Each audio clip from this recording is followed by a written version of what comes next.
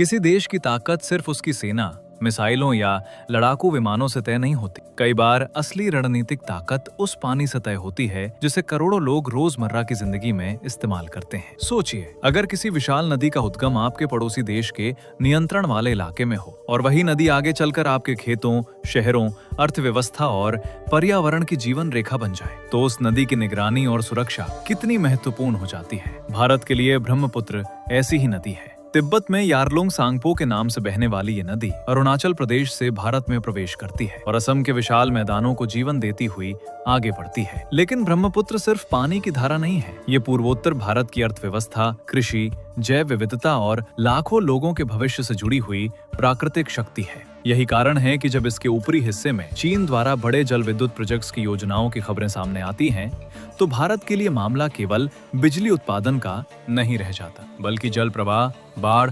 पर्यावरण, डेटा साझेदारी और आपदा प्रबंधन तक पहुंच जाता है। हालांकि ये कहना सही नहीं होगा कि कोई बांध अपने आप किसी देश के खिलाफ हथियार बन जाता है, लेकिन सीमा पार बहने वाली नदी के मामले में पारदर्शिता और समय पर जल संबंधी जानकारी बेहद महत्वपूर्ण हो जाती है। आपको वीडियो अच्छा लगे तो कमेंट में जय हिंद लिखना ना भूलें। खासकर मॉनसून के दौरान ब्रह्मपुत्र का जलस्तर तेजी से बढ़ सकता है और असम में बाढ़ का संकट पैदा हो सकता है। इसलिए भारत के सामने दोहरी चुनौती है। एक तरफ नदी के ऊपरी हिस्से में होने वाले विकास पर नजर रखना और दूसरी तरफ अपने क्षेत्र में पानी को बेहतर तरीके से नियंत्रित और उपयोग करना। यहीं से भारत की नई रणनीति शुरू होती है। अब सोचिए, अगर किसी सीमावर्ती राज्य में सिर्फ सड़कें और सैन्य चौकियां ही नहीं, बल्कि बड़े जल विद्युत प्रोजेक्ट, मजबूत पुल, सुरंगें, बिजली नेटवर्क, संचार व्यवस्था और आधुनिक जल निगरानी प्रणाली भी विकसित हो जाएं, तो उसका असर केवल ऊर्जा क्षेत्र तक सीमित नहीं रहेगा। वो पूरा क्षेत्र आर्थिक और रणनीतिक रूप से मजबूत होने लगेगा। इसी सोच का एक बड़ा उदाहरण है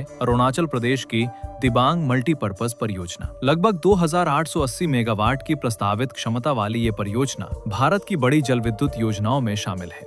इसका महत्व केवल इस बात में नहीं है कि इससे कितनी बिजली पैदा होगी, बल्कि इसलिए भी है कितनी बड़ी परियोजना कठिन हिमालयी भूगोल में भारत की इंजीनियरिंग क्षमता, ऊर्जा सुरक्षा और सीमावर्ती क्षेत्र के विकास को एक साथ आगे बढ़ाती है। लेकिन यहाँ एक जरूरी बात समझना बेहद महत्वपूर्ण है। दिबांग परियोजना को सीधे चीन के खिलाफ किसी जल हथियार के रूप में देखना सही नहीं होगा। इसका मूल उद्देश्य भारत की अपनी ऊर्जा और जल प्रबंधन क्षमता को मजबूत करना है। हाँ, जब कोई देश अपने सीमावर्ती क्षेत्र में बुनियादी ढांचे को मजबूत करता है, स्थानीय अर्थव्यवस्था को गति देता है और प्राकृतिक संसाधनों के प्रबंधन की क्षमता बढ़ाता है, तो उसकी रणनीतिक स्थिति भी मजबूत होती है। और यही भारत की सोच में बड़ा बदलाव है। पहले किसी संभावित संकट के सामने आने का इंतजार करना पड़ सकता था, लेकिन आज रणनीति धीरे धीरे ऐसी व्यवस्था बनाने की ओर बढ़ रही है जिसमें खतरे की पहचान पहले हो, डेटा पहले मिले और प्रतिक्रिया की तैयारी पहले से मौजूद हो। आधुनिक जल सुरक्षा में सैटेलाइट इमेजिंग,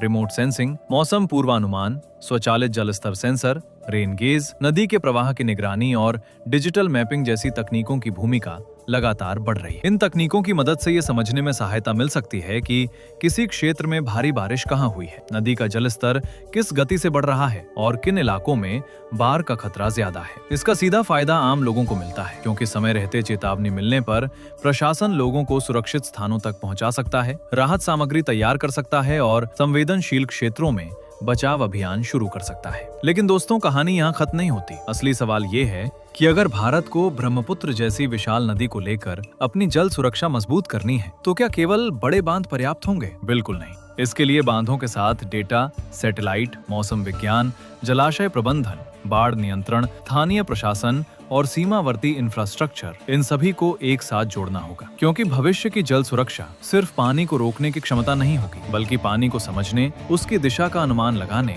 और सही समय पर सही फैसला लेने की क्षमता होगी। और यही वो रणनीतिक बदलाव है जो भारत के पूर्वोत्तर को केवल सीमा क्षेत्र से आगे बढ़ाकर एक महत्वपूर्ण राष्ट्रीय विकास क्षेत्र में बदल सकता है। लेकिन अब सवाल और भी बड़ा है। चीन की ऊपरी नदी परियोजनाओं के बीच भारत किस तरह अपने लिए जल सुरक्षा की ऐसी ढाल तैयार कर सकता है जो बाढ़ से भी बचाए, बिजली भी दे और पूर्वोत्तर की अर्थव्यवस्था को नई रफ्तार भी दे? इस सवाल का जवाब कहानी के अगले हिस्से में सामने आएगा। तब तक वीडियो को लाइक कीजिए, चैनल को सब्सक्राइब कीजिए और कमेंट में अगर किसी संवेदनशील इलाके में अचानक जलस्तर बढ़ता है तो शुरुआती चेतावनी कुछ घंटे पहले भी मिल जाए तो हजारों लोगों को सुरक्षित स्थानों पर पहुंचाने में बड़ा अंतर पैदा हो सकता है। लेकिन इसके साथ भारत को अपनी भौतिक संरचना भी मजबूत करनी होगी। मजबूत सड़कें, पुल, सुरंगें और संचार नेटवर्क केवल सामान्य विकास के साधन नहीं है। आपदा के समय यही इंफ्रास्ट्रक्चर जीवन रेखा बन जाता है। कल्पना कीजिए कि अरुणाचल के किसी दूर दराज इलाके में भारी बारिश या भूस्खलन के कारण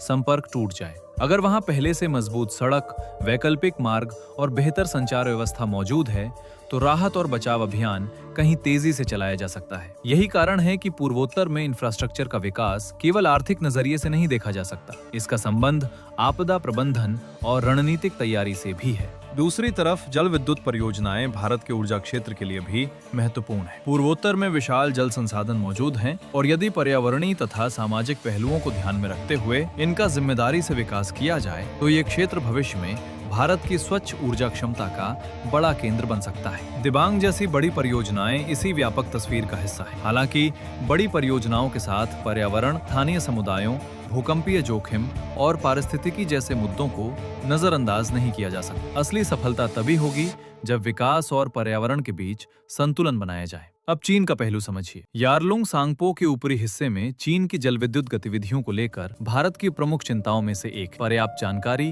और पारदर्शिता। सीमा पार नदी के मामले में जल संबंधी डेटा बेहद महत्वपूर्ण है, क्योंकि नदी का व्यवहार मौसम, हिमपात, ग्लेशियर और मानसून से प्रभावित होता है। यदि समय पर विश्वसनीय डेटा उपलब्ध हो तो बाढ़ का पूर्वानुमान और आपदा प्रबंधन बेहतर किया जा सकता है। इसलिए भारत के लिए कूटनीति और तकनीक दोनों साथ साथ चलना जरूरी है। एक तरफ चीन के साथ जल डेटा और पारदर्शिता को लेकर संवाद जारी रखना होगा तो दूसरी तरफ अपनी स्वतंत्र निगरानी क्षमता को मजबूत करना होगा। यानी भारत को किसी एक स्रोत की जानकारी पर निर्भर रहने के बजाय सैटेलाइट, मौसम स्टेशन, नदी सेंसर और स्थानीय नेटवर्क से मिलने वाले डेटा को एक साथ जोड़ना होगा। यही भविष्य का स्मार्ट वाटर मैनेजमेंट सिस्टम बन सकता है। और दोस्तों, यहाँ एक और बड़ा बदलाव दिखाई देता है। जब किसी सीमावर्ती क्षेत्र में बिजली आती है, सड़कें बनती हैं, इंटरनेट और संचार नेटवर्क पहुंचता है, स्थानीय रोजगार पैदा होता है और उद्योगों के लिए आधारभूत ढांचा तैयार होता है तो उस क्षेत्र की आर्थिक ताकत भी बढ़ती है। मजबूत स्थानीय अर्थव्यवस्था अपने आप में राष्ट्रीय सुरक्षा की एक महत्वपूर्ण परत होती है, क्योंकि मजबूत और विकसित सीमावर्ती क्षेत्र का मतलब है बेहतर कनेक्टिविटी,